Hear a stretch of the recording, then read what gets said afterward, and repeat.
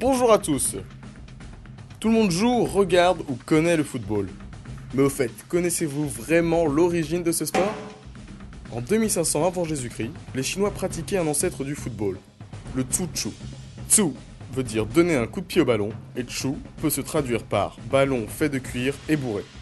Les cages étaient toutes étroites, de 30 à 40 cm, mais très hautes, plus de 9 mètres au-dessus de la terre. Pour marquer, on pouvait utiliser toutes les parties du corps, sauf les mains. Beaucoup plus tard, au Japon, le kemari apparaît. Ça voulait dire balle frappée. Issu du Tzu-Chu, le kemari a été introduit au Japon vers l'an 600. Au Moyen-Âge, en France, la soule, aussi appelée choule, était un jeu très viril où le but était de se battre pour la balle, puis de marquer entre deux poteaux. C'était un jeu très violent avec pratiquement aucune règle.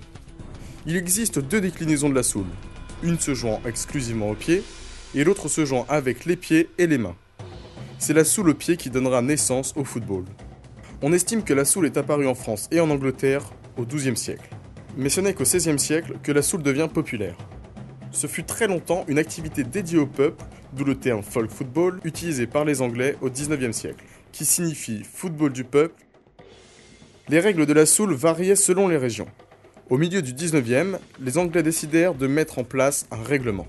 Les Britanniques ont donc codifié et organisé le football en s'inspirant de sports collectifs déjà développés comme le cricket et le baseball pour en faire le football d'aujourd'hui. Ce sport très ancien donc compte près de 270 millions de licenciés dans le monde et près de 2 millions de licenciés en France.